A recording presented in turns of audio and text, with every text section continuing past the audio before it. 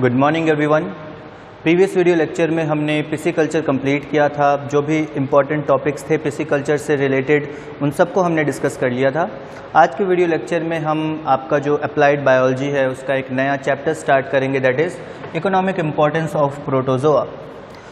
Protozoa के बारे में आप सबको पता है, ए सेलुलर ऑर्गेनिज्म होता है और काफ़ी छोटा होता है और अप्रॉक्सीमेटली ये जो है कॉस्मोपॉलिटन होता है, मतलब हर जगह पाया जाता है, चाहे पानी हो, चाहे वो सॉइल हो, चाहे वो प्लांट की बॉडी हो, चाहे वो एनिमल बॉडी हो, हर जगह जो है ये प्रोटोजोआ पाया जाता है। ठीक है, so it is an acellular organism found everywhere and बहुत छोटा होता है पर फिर भी इसका इकोनॉमिक इम्पोर्टेंस ह्यूमन लाइफ के लिए बहुत ज़्यादा है। ठीक है, बहुत छोटा होने के कारण सबसे पहले तो ये कई ऑर्गेनिज़म, छोटे ही ऑर्गेनिज़म, उनका जो है ये भोजन होता है। ठीक है, अब इसको वन बाय वन हम डिटेल में पढ़ेंगे कि प्रोटोजोआ के क्या क्या इम्पोर्टेंस है। ये जो चैप्टर होगा ये दो पार्ट्स में डिवाइडेड होगा। आज के वीडियो लेक्चर में फर्स्ट पार्ट में हम देखेंगे क्या क्या बेनिफिट्स हैं प्रोटोजोआ के, इकोनॉमिक बेनिफिट्स क्या क्या हैं प्रोटोजोआ के, किस प्रकार से प्रोटोजोआ हमारे लिए यूज़फुल होता है, और अगले वीडियो लेक्चर में हम इसके हार्म्स देखेंगे, क्या नुकसान है। ऑब्वियस सी बात है, जिस चीज़ का अगर कोई यूज़ होगा उसका हार्म भी होगा। सो आज के वीडियो लेक्चर में जो है हम जो बेनिफिट्स हैं प्रोटोजोआ के उनके बारे में स्टडी करेंगे। ठीक है, अब प्रोटोजोआ के बारे में जो भी डिटेल्स थी वो आप सबको पता है। ए सेलुलर होता है, उसके साथ साथ माइक्रोस्कोपिक होता है। जाहिर सी बात है नेकेड आई से आप नहीं देख सकते। उसके साथ साथ ये found everywhere,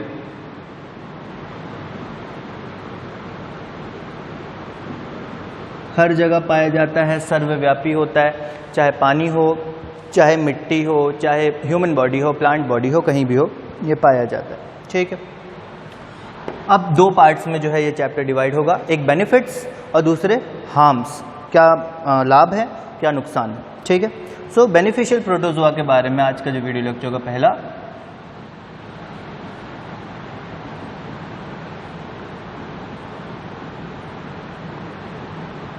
beneficial protozoa. Beneficial protozoa के बारे में अगर अपन बात करें तो बेनिफिशियल प्रोटोजोआ के अंडर बहुत सारे फंक्शंस आते हैं। फंक्शंस आते हैं मतलब कि किन जगहों पे इनका इस्तेमाल किया जा सकता है जिससे हमें बेनिफिट होता है, या किन जगहों पे इनका बेनिफिट होता है। सबसे पहले फूड में बेनिफिशियल प्रोटोजोआ, सबसे पहले चीज़ फूड, पहला पॉइंट, बहुत ज़रूरी पॉइंट है फूड। फूड में इनका क्या बेनिफिट है, तो प्रोटोजोआ जो है वो इंसेक्ट के लार्वा के लिए फूड का काम करते हैं, मतलब इंसेक्ट के लार्वा जो है वो प्रोटोजोआ खा के जीवित रहते हैं। ठीक है, तो इंसेक्ट के लार्वा प्रोटोजोआ खा के जीवित रहते हैं। उन लार्वास को उनसे बड़े ऑर्गेनिजम्स जो हैं वो खाते हैं। ठीक है, इंसेक्ट लार्वा, क्रस्टेशियंस या फिर जो छोटे छोटे वॉर्म्स होते हैं, ठीक है, वो प्रोटोजोआ खाते हैं, प्रोटोजोआ को खाते हैं। उन प्रोटोजोआस को उससे बड़े जो ऑर्गेनिज्म हैं लाइक फिशेस हो गई, ठीक है, लाइक लॉबस्टर्स हो गए, ये सारी जो है क्रैब्स हो गए, ये सब जो हैं उन अर्थवॉर्म्स को खाते हैं, उन छोटे एनिमल्स को खाते हैं, और उन छोटे जो कीड़े हैं उनको फिर ह्यूमन या फिर जो बड़े एनिमल्स हैं वो कंज्यूम करते हैं। तो एक फूड चेन जो है यहाँ पे बन रही है। उसका स्टार्टिंग पॉइंट कहाँ से, इस प्रोटोजोआ से। तो डायरेक्ट या फिर इनडायरेक्ट वे में ह्यूमन को फूड सप्लाई जो है वो प्रोटोजोआ से मिल रहा है। ठीक है, या तो डायरेक्टली या इनडायरेक्टली, दोनों तरीकों से मिल रहा है। ठीक है, सो फूड में अगर बात करें पॉइंट क्या क्या है, provide food for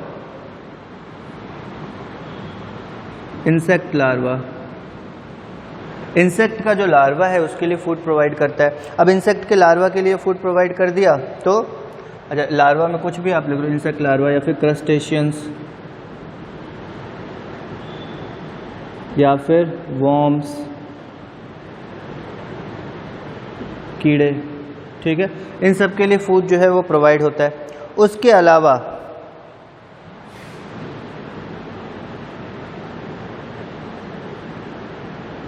these insects are taken by या टेकन बाय या eaten by,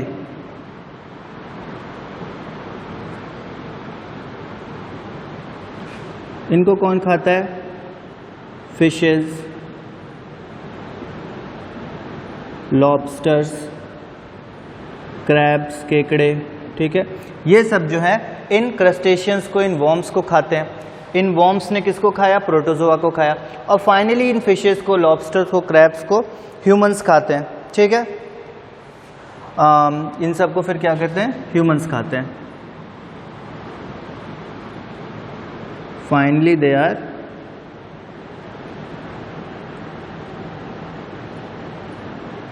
eaten by man या फिर ह्यूमन, ठीक है, ये खाते हैं। तो एक तरह से डायरेक्टली या फिर इनडायरेक्टली वे में फूड की सप्लाई जो है वो मिल रही है प्रोटोजोआ से, ठीक। सेकंड पॉइंट देखते हैं, symbiotic protozoa. Second is symbiotic protozoa.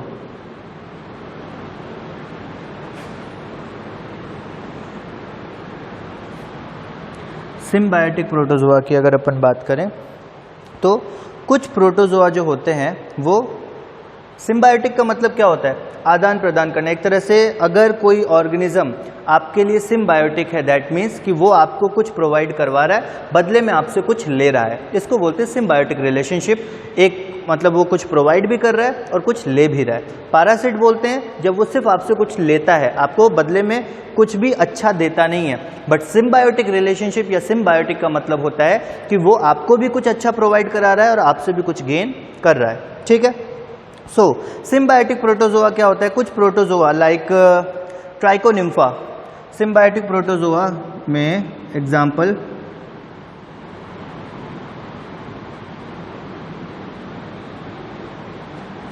Trichonympha और कोलोनिम्फा।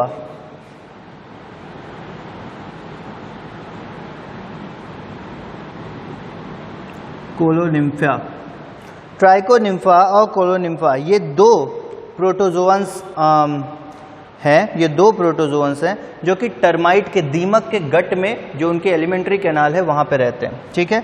ट्राइकोनिम्फा एंड कोलोनिम्फा ये कहाँ रहते हैं? Lives in gut of termite, दीमक के एलिमेंट्री कैनाल में या गट में ये रहते हैं। अब यहाँ पे क्या करते हैं? ये बेसिकली इनका काम होता है गट में रह के सेलुलोज का डाइजेशन करना। They help in digestion of cellulose.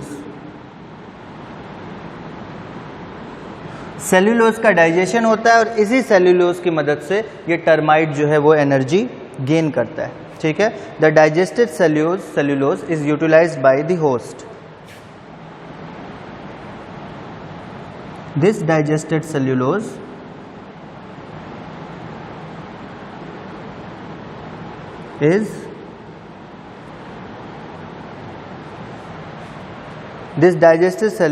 is utilized by the host.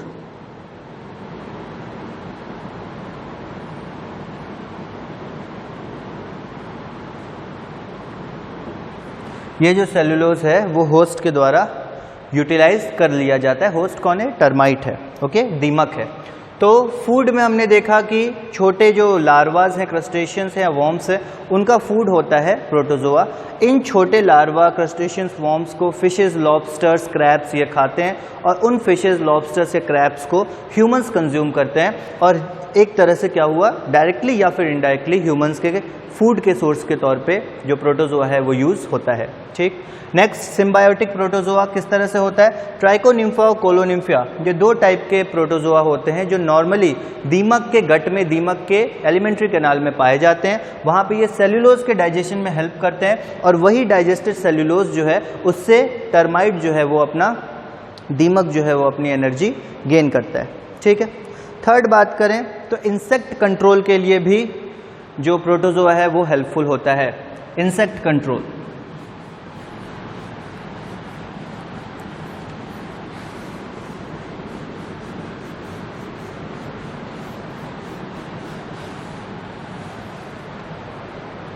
Third point is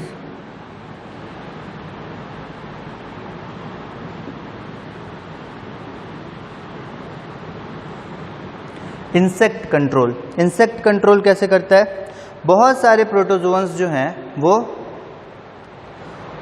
insect की बॉडी पे अटैक करते हैं, उनकी बॉडी में as a host, as a parasite जाके रहने लगते हैं, जिसके कारण वो इंसेक्ट जो है वो मर जाता है या फिर फंक्शनल नहीं रहता है। ठीक है, सो इंसेक्ट कंट्रोल में ये क्या करते हैं, जो भी इंसेक्ट है उसमें एज एन फॉरेन बॉडी ये जाके बैठ जाते हैं और उनको प्रॉब्लम क्रिएट करते हैं। Several protozoa control harmful insect by persisting their body.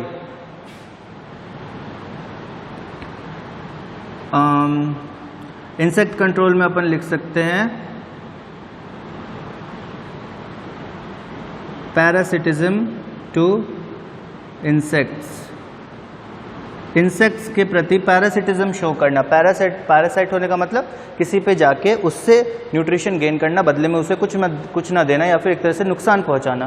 तो यहाँ पे यही हो रहा है कि जो प्रोटोजोआ इंसेक्ट के अंदर जा रहे हैं वो उनसे न्यूट्रिशन ले रहे हैं, पर उन इंसेक्ट को बदले में हार्म ही कर रहे हैं, नुकसान कर रहे हैं। ठीक है, तो वो इंसेक्ट जो है और किसी चीज़ को बर्बाद नहीं कर पाएगा। नेक्स्ट पॉइंट है सैनिटेशन में हेल्प करना, मतलब साफ सफाई में हेल्प करना। Helps in sanitation.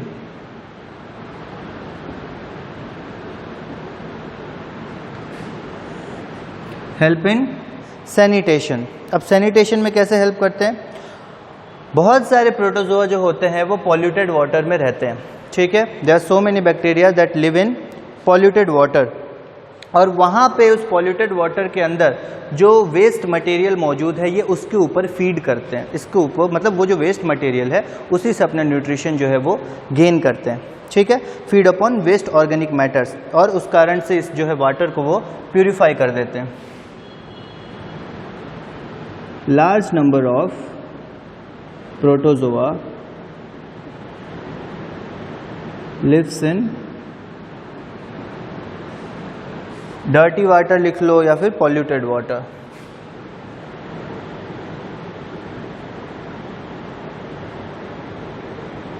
And feeds upon organic waste. जो वहाँ पे ऑर्गेनिक वेस्ट मौजूद है उनके ऊपर फीड करते हैं, उनसे अपना न्यूट्रिशन लेते हैं। ठीक है, thus helps to purify the water। तो पानी के अंदर जो गंदगी थी उसको तो प्रोटोजोआ ने कंज्यूम कर लिया, तो गंदगी को जब प्रोटोजोआ ने कंज्यूम कर लिया दैट मीन्स कि जो पानी गंदा था वो अब साफ हो गया। तो प्यूरिफिकेशन में, पानी के प्यूरिफिकेशन में हेल्पफुल है, तो एक तरह से सैनिटेशन में हेल्पफुल हो गया। उसके अलावा कई प्रोटोजोआ जो हैं वो बैक्टीरिया के ऊपर फीड करते हैं और वाटर को सेफ बनाते हैं ड्रिंकिंग के लिए।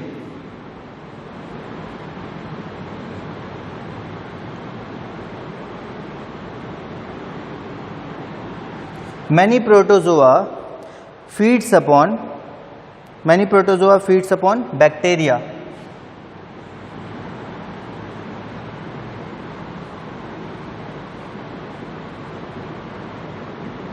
अब बैक्टीरिया के ऊपर फीड करेंगे दैट मीन्स बैक्टीरिया को खत्म करेंगे। बैक्टीरिया को खत्म करेंगे तो जो भी पानी होगा उसको स्वच्छ बनाएंगे, साफ बनाएंगे। ठीक है, हेल्प इन सैनिटेशन हो गया। नेक्स्ट पॉइंट देखते हैं अपन, इंडस्ट्री में जो है यूज आता है। हेल्प इन सैनिटेशन के बाद इंडस्ट्री में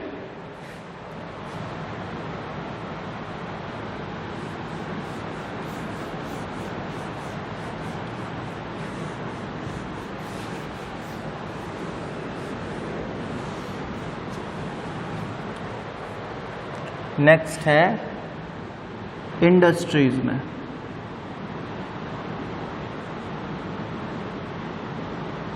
इंडस्ट्री में क्या यूज है?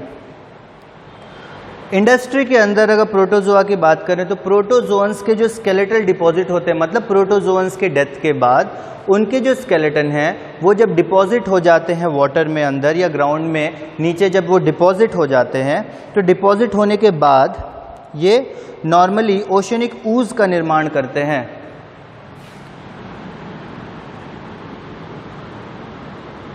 Deposition of skeleton of dead protozoa, they create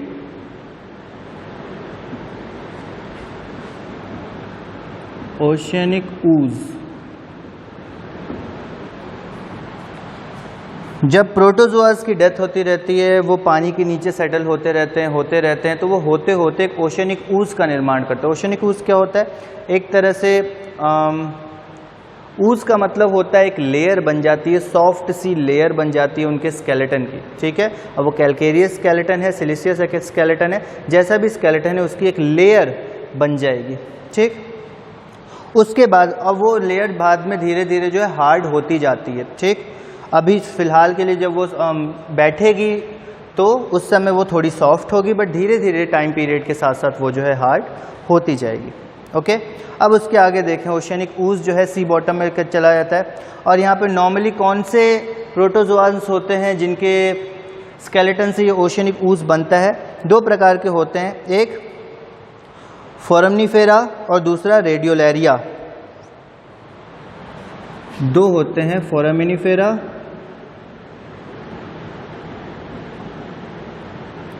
and रेडियोलारिया।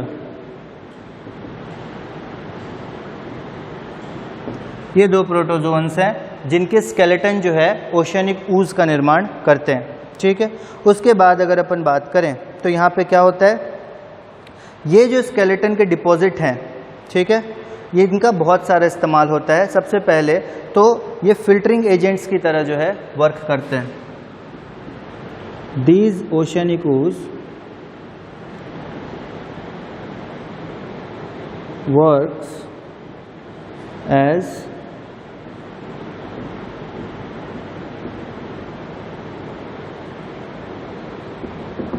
Filtering agent. ये ओशनिक ooze जो हैं फिल्ट्रेशन के लिए जो है वो काम आते हैं, ठीक है। उसके अलावा चॉक बनता है इनसे, ठीक है, made into chalk and still other are used as abrasives, used as chalk and abrasive.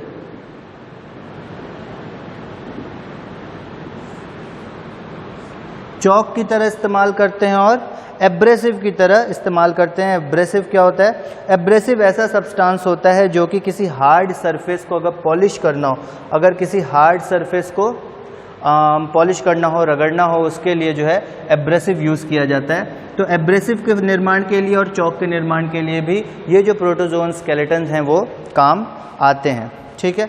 उसके बाद F, building material.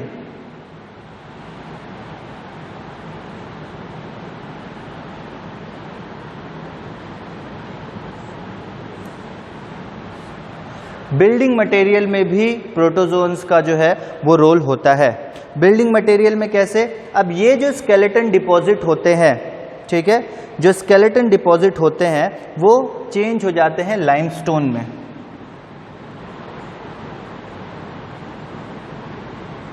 Deposited skeleton changes into limestone. जो स्केलेटन डिपॉजिट हुआ वो लाइमस्टोन में कन्वर्ट हो जाता है टाइम के साथ, ठीक है। लाइमस्टोन जो है वो नॉर्मली ग्लोबिगेरिना जो ऊज होता है उससे पाया जाता है। ग्लोबिगेरिना ऊज एक जीनस है प्रोटोजोआ का, ग्लोबिगेरिना, उसके स्केलेटन से जो ऊज का फॉर्मेशन होता है उससे लाइमस्टोन जो है वो पाया, उससे लाइमस्टोन का फॉर्मेशन जो है वो होता है, ठीक है। सो ग्लोबिगेरिना ऊज से नॉर्मली जो है लाइमस्टोन का फॉर्मेशन होता है। अब लाइमस्टोन क्या करता है? लाइमस्टोन जो है यूज होता है बिल्डिंग मटेरियल में। These limestones are used in building materials.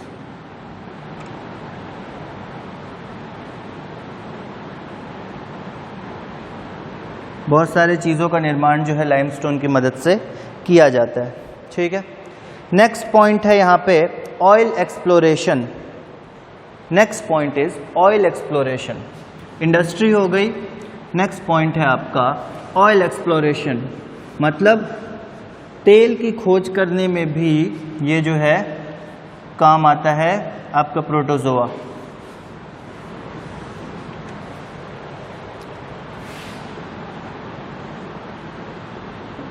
Oil exploration. Oil exploration में क्या है? ऑयल एक्सप्लोरेशन में पेट्रोलियम जो होता है वो ऑर्गेनिक ओरिजिन का होता है, आप सबको पता है। ठीक है, तो जो स्केलेटल डिपॉजिट होते हैं प्रोटोजोआ के, रेडियोलारिया के या फिर फोरामिनीफेरा के, इनके जो स्केलेटल डिपॉजिट होते हैं नॉर्मली वहाँ पाए जाते हैं जहाँ पे ऑयल जो है या फिर ऑयल के जो रॉ मटेरियल्स हैं वो पाए जाते हैं। ठीक है, पेट्रोलियम ऑर्गेनिक ओरिजिन का है।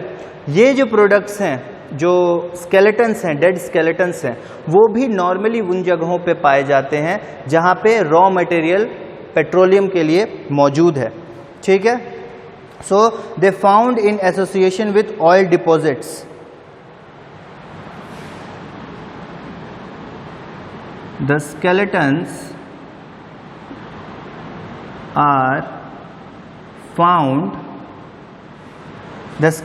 are found in association with oil deposits. In association with oil deposits. जहाँ पे तेल की मात्रा होगी वहाँ पे ही ये स्केलेटन जो है पाए जाएंगे। तो इनकी मदद से इस बात का भी खोज लगाया जा सकता है कि किस पर्टिकुलर पॉइंट पे ऑयल की जो है मात्रा वो पाई जा सकती है। ठीक है, मतलब they help in the exact location of oil. They help in the exact location, they help in finding the exact location of oil। Oil की एग्जैक्ट लोकेशन पता करने में जो है ये हेल्प करते हैं। ठीक है, और फाइनली आता है आपका scientific study.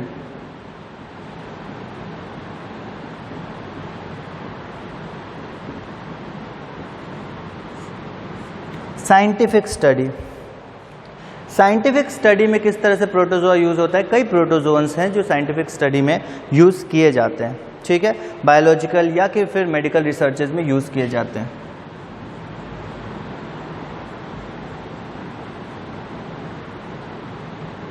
Are used in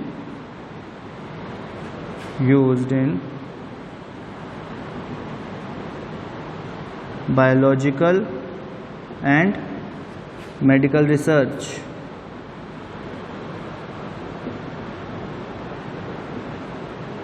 biological research और मेडिकल रिसर्च में कई प्रकार के जो प्रोटोजोअन्स है वो पाए जाते हैं। ठीक है, उसके बाद अगर अपन बात करें न्यूट्रिशनल रिसर्च में कई प्रकार के बैक्टीरिया जो है पाए जाते हैं। उसके अलावा the effects of various foods and poison, मतलब अब कई प्रकार के ऐसे प्रोटोजोन्स हैं जिनके ऊपर रिसर्च चलती है। रिसर्च मतलब कि वो जो है एक टेस्ट मटेरियल के लिए या टेस्ट डमी के तौर पे यूज़ किए जाते हैं। उनके ऊपर अलग अलग टाइप के फूड्स की टेस्टिंग होती है, उनके ऊपर अलग अलग टाइप के पॉइजन की टेस्टिंग जो है होती है। ठीक है, सो होलोट्रिका एक क्या कहते हैं प्रोटोजोआ है, होलोट्रिका। इसके ऊपर कई प्रकार के फूड के, कई प्रकार के पॉइजन की टेस्टिंग जो है होती रहती है। होलोट्रिका टेट्राकाइमिना, होलोट्रिका टेट्राकाइमिना गैली।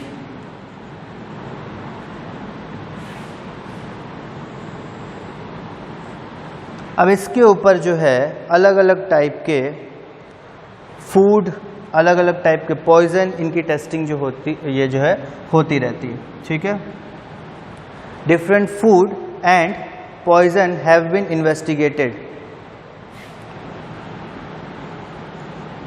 Foods and poison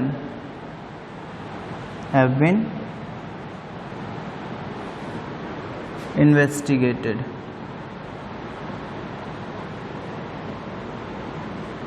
On this. ठीक है, तो ये था आपका इकोनॉमिक इम्पोर्टेंस ऑफ प्रोटोजोआ और उसमें भी जो बेनिफिशियल इम्पोर्टेंस है, बेनिफिशियरी चीज़ें हैं, उसके बारे में हमने आज के वीडियो लेक्चर में पढ़ा। अगले वीडियो लेक्चर में हम जो हार्मफुल इफेक्ट हैं प्रोटोजोन्स के उसके बारे में पढ़ेंगे। वो हमारा लास्ट लेक्चर होगा इस पर्टिकुलर चैप्टर के लिए, छोटा सा चैप्टर है। तो फर्स्ट वीडियो लेक्चर में हमने क्या देखा, क्या क्या बेनिफिट्स हैं प्रोटोजोआ के। तो प्रोटोजोआ के बेनिफिट्स में हमने क्या देखा, फूड में सबसे पहले तो प्रोटोजोआ है वो बेनिफिट प्रोवाइड करता है। फूड के साथ साथ सैनिटेशन में, सिम्बायोटिक प्रोसेसेस में, मतलब कि कुछ ऑर्गेनिजम्स के लिए वो एक होस्ट के कुछ ऑर्गेनिज्म को एज अ होस्ट वो रहता है उनके शरीर के अंदर, पर उनको भी कुछ हेल्प करता है और उनसे भी कुछ हेल्प लेता है, तो सिम्बायोटिक रिलेशनशिप भी वो मेंटेन करता है। इंडस्ट्री में यूज़ होता है, बिल्डिंग मटेरियल्स में यूज़ होता है, ऑयल एक्सप्लोरेशन में यूज़ होता है और साइंटिफिक स्टडीज़ में जो है कई प्रकार के जो प्रोटोजोन्स हैं उनको यूज़ किया जाता है, ताकि रिसर्च पर्पसेस से हम पता लगा सके कि कौन सा फूड मटेरियल या कौन सा किस टाइप के केमिकल्स या पॉइजन्स क्या असर डालते हैं ऑर्गेनिज्म की बॉडी पे। ठीक है, सो आज का वीडियो लेक्चर हम यहाँ ओवर करते हैं। आई होप कि वीडियो आपको समझ में आया होगा, आपने नोट डाउन किया होगा, और अगले वीडियो लेक्चर में हम हार्मफुल इफेक्ट पढ़ेंगे प्रोटोजोआ का। Thank you very much.